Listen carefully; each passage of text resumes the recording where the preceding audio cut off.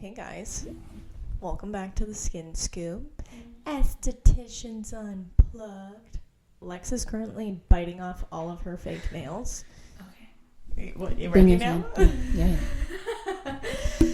I'm your host, Madison. And I'm your host, Alexis. And today we are talking about cycle syncing and doing it with your skincare. Essentially, when you're going through different phases, you're going to experience different skin conditions or concerns. Yeah. And sometimes it helps to essentially cycle sync your skincare so you're doing different things for the different phases. It's kind of like seed cycling. Have you ever heard that? No. What's that? Seed cycling? Yeah, so when I was seeing my, that's disgusting. By the way, I just looked down and there's a bunch of little fake nails beside me. Anyway. I still got one whole hand. Oh, good God. Okay, so seed cycling. When I was seeing a naturopath, she talked to me about seed cycling when I was getting off of birth control. And she explained it as like, it can really help when you're getting off birth control to eat different seeds. Yeah, basically. Yeah. Really, like Brazil nuts and shit. No. It was more like chia seeds, pumpkin seeds. I don't fully remember all the seeds. I have it written down at home, but it was because I couldn't get my period like regularly. Yeah, like it wouldn't regulate itself. So then she was like, "Let's try seed cycling." So did you do it? No. Or so you went for her help, and then you were like, "No." Wow, that's crazy. I did some of the things that she suggested, but like she sent me home with a list of things, and I was like, I know, it's so overwhelming. Once the girls started wanting to see my poop, I was like, Yeah. And do you know how expensive seeds are? Yeah. Yeah, like I know. The seriously. budget. Do you know the economy right now? I can't afford no Brazil nuts. Damn pumpkin seeds. So yeah, basically this episode is just understanding the interplay between hormones and skin and helping empower you to make informed decisions about your skincare routine. Because I always talk about skin tuition and knowing what your skin needs in that moment. So we're just developing that skill. And yeah, that's pretty much it. Have you noticed during like your cycle and the different phases that you go through, your skin changing? Oh yeah, for sure. But it's so difficult because I have PCOS. Like I've struggled with knowing what's going on. And I feel like I'm still going through those phases, but I'm not necessarily menstruating. You know what I mean? Yeah. I don't know. It's a work in progress with myself, my hormones. Your cycle, but I definitely do notice because it's starting to regulate a little bit more. So I definitely have noticed like... I think it's because you're close to my uterus. Get away from me then. I'm putting you back on track. Okay, I guess. But like, I was fighting for my life this week. I get really bad lower back pain. 2 weeks you've been fighting for your life. I don't know what you're talking about. One week? Well, I was crusty the week before. Oh my God. Crusty is an understatement. It was that bad? Yeah, you were so salty with me. I was like, what did I do? And you're like, nothing. I don't want to talk. Okay. No. Multiple times. No, you're leaving out stuff. Am I? Yeah, because you wanted to talk about something that I didn't want to talk about. I was just trying to solve our issues. But I didn't want to, like, there's nothing we can do. Me and her aren't having, like, marital issues. I was just going to say we are having marital issues. No, we're still very much in the honeymoon phase. There's nothing that we could have done to solve that issue. It's just, it is what it is. It's so insignificant that I'm like, water under the bridge. But that's why I was like, I don't want to talk about it. Oh, okay. Any hooters. Let's get back to the So cycles. anyways, I was fine. Whatever. Anyways. So yeah, the menstrual cycle consists of 4 phases. You have your menstrual, follicular, ovulation, and luteal. And then hormones such as estrogen, progesterone, and testosterone. Testosterone are going to fluctuate during these phases, influencing different skin conditions, concerns. You're going to have an increase in sebum production at certain points. You may feel dry, tight, irritated, and like your skin barrier is messed up at other times. So yeah. Oh, maybe that's what was happening to me last week. You still are listening to me, right? Yeah. No actives, 2 weeks. Yeah, I haven't done nothing. How's your skin feeling? Great. Buttery? Buttery. Okay, see? Yeah. Listen to your esthetician. Well, maybe if my esthetician did her job sometimes. Well, you got to book in, and I'm booked in busy, so you got to do it in advance, baby. This girl. Swear to God. Start with the menstrual phase. This is when your period starts and estrogen and progesterone levels are at their lowest. This drop in hormones leads to a weakened skin barrier, making your skin more prone to dryness, irritation, and dullness, which I've been feeling. Yeah. But also I feel like the weather... if you guys know at all angles. So yesterday, for people that aren't in our area, it was a snowstorm. Mind you, it's spring, like we're in April here. Snowstorm.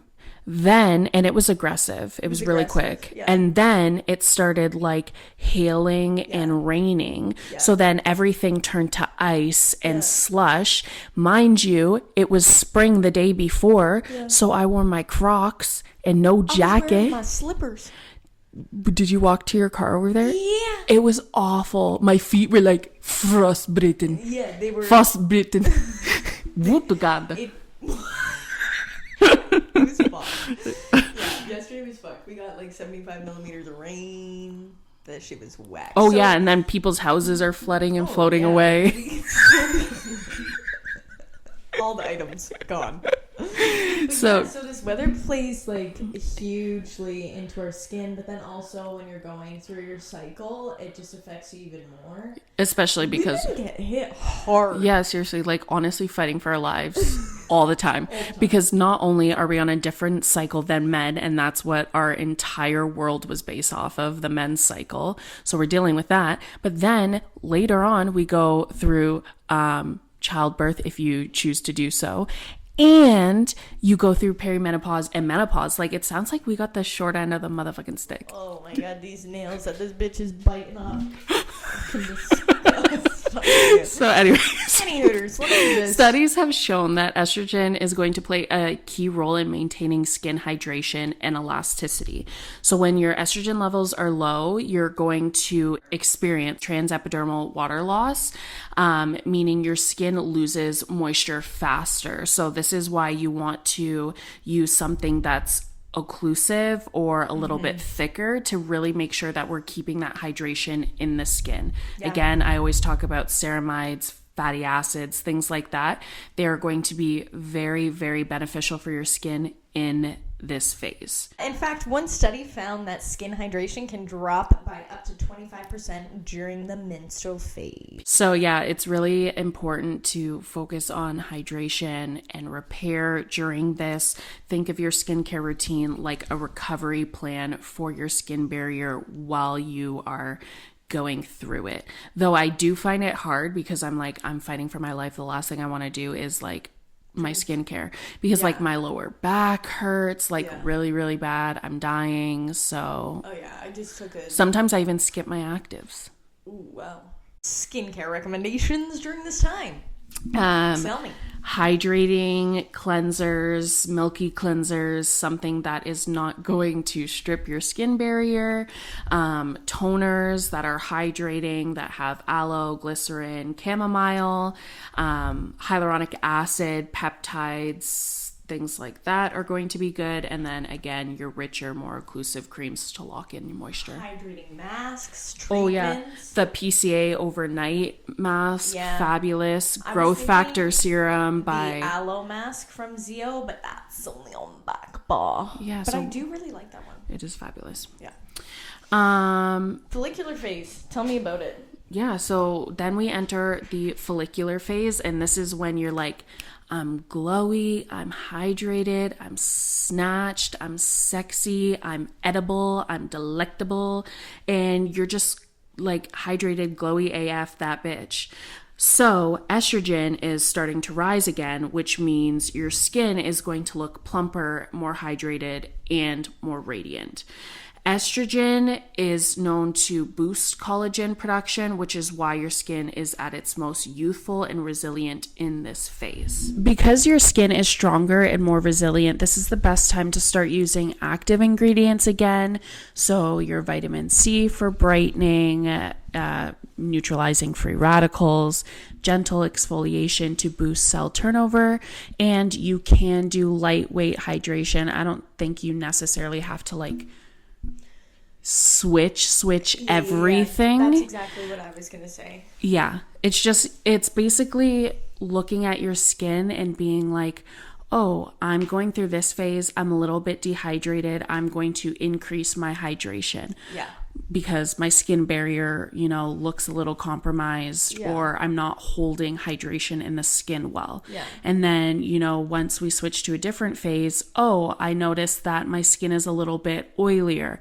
I'm now going to treat with salicylic acid or do like a clarifying mask. Yeah. That's basically, it's like supplementing in those little things, whether it's a hydrating mask, a toner, an essence, something like that. But you don't necessarily need to completely change your moisturizer, your cleanser, stuff like that. This is just like a general guide. Totally. And everyone's skin is so different. Like, you may need something different than what you need. Exactly. Yeah. So recommendations for skincare? Honestly, just still focusing on hydrating. You can do gel-based or foam cleansers if you feel like you need that like extra cleanse. Vitamin C's are good. Any kind of antioxidant, gentle exfoliations, doing your retinol, any treatment masks, things like that is great. So this is kind of like your prep mode. You're getting your skin in the best possible condition before ovulation. Yeah, we want to look glowy for that ovulation. And you honestly just want to take advantage. Like, I can tell when my skin is snatch hydrated. Like, I have 1 week of happiness. 1 week, baby, I'm showing out. That's why you see me on my stories, my posts. Yeah, you see me wearing a full beat. Like, I'm out and about snatched, and everyone's going to see. Like, I'm putting on a full fit to go to the grocery store. Heels, baby. I'm wearing heels. 6-inch, not even no kittens. Show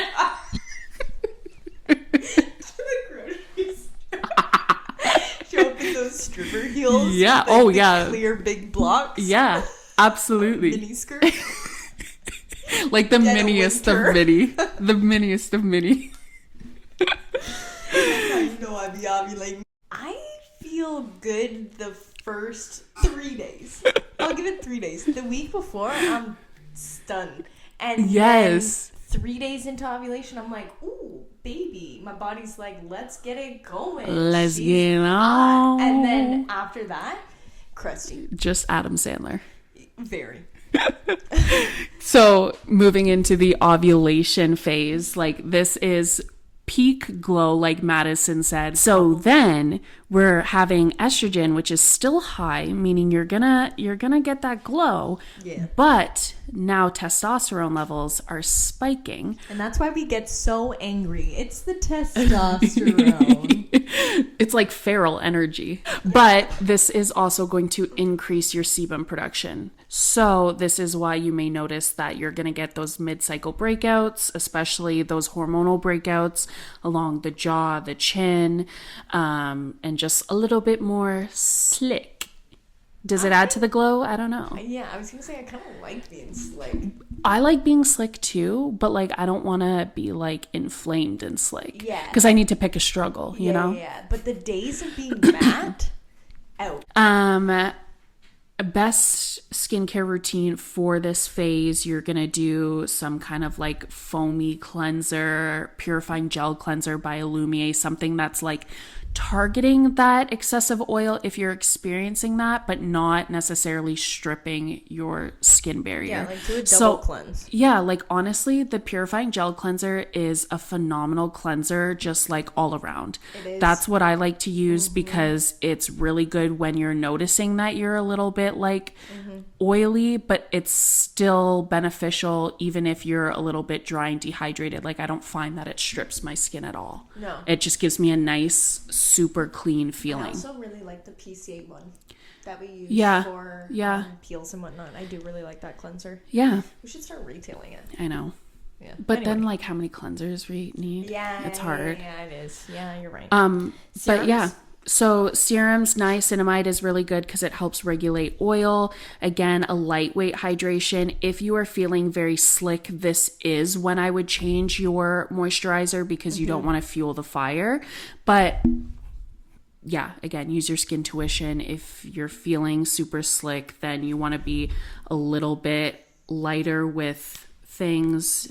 Add a salicylic acid, glycolic acid, something to kind of clean in the pores and prevent breakouts. Clay mask. Yeah, blue LED light. Yeah. Icing the breakouts with the inflammation. I always recommend for my clients to be on zinc. It's really good for inflammation in the body. So that's going to help with any breakouts that we see. But yeah, if you do end up getting those breakouts, don't pick, leave it alone. Just apply a spot treatment, ice it, blue LED light. Then when we enter the luteal phase, which is your pre-period skin freakout phase. I hate this phase. When you're... I didn't want to talk about it because I despise I know, honestly. Honestly, my skin starts kind of declining near the end of ovulation for sure. I'm like... I have 1 week, and it's not even a full week. It's 5 days a month where I'm looking great. And then the rest is just fighting for my life. Fighting for my life. Yeah. So anyways, this is when your progesterone is going to peak. So again, we're increasing sebum production and inflammation leading to hormonal breakouts. So if you thought you were experiencing hormonal breakouts during the ovulation phase, just wait until you get here, baby. Yes, seriously, the cyst. Oh my God. So progesterone is going to make your skin a little bit more reactive, meaning you're going to have redness, potentially sensitivity, breakouts. It's more common. And then for skincare during this, again, a gentle and clarifying cleanser, the purifying gel cleanser, always hands down, ride or die. Yeah, it might even be good to add in the salicylic acne cleanser during this time. Yep. Azelaic acid, niacinamide, again, for inflammation and oil control. Sulfur is my favorite spot treatment, but you can also do benzoyl peroxide, salicylic acid. For moisturizer, again, if you are feeling very, very slick at this point, you're going to want to go oil-free, but super hydrating, lightweight. I just want to add one thing about the benzoyl peroxide. Don't go balls to the wall with it. Oh, yeah. Yeah. I sometimes go balls to the wall, and it's not a great idea. I tell my clients not to, and they trust me and they listen to me, but I don't listen to myself. Yeah. So then she comes, and I'm like, I'm being thrown under the bus. She comes to my treatment bed as her esthetician, and I'm like, Madison, what the hell? So that is basically it. Your cycle. That's your cycle sync in the skincare. That's the seed cycle.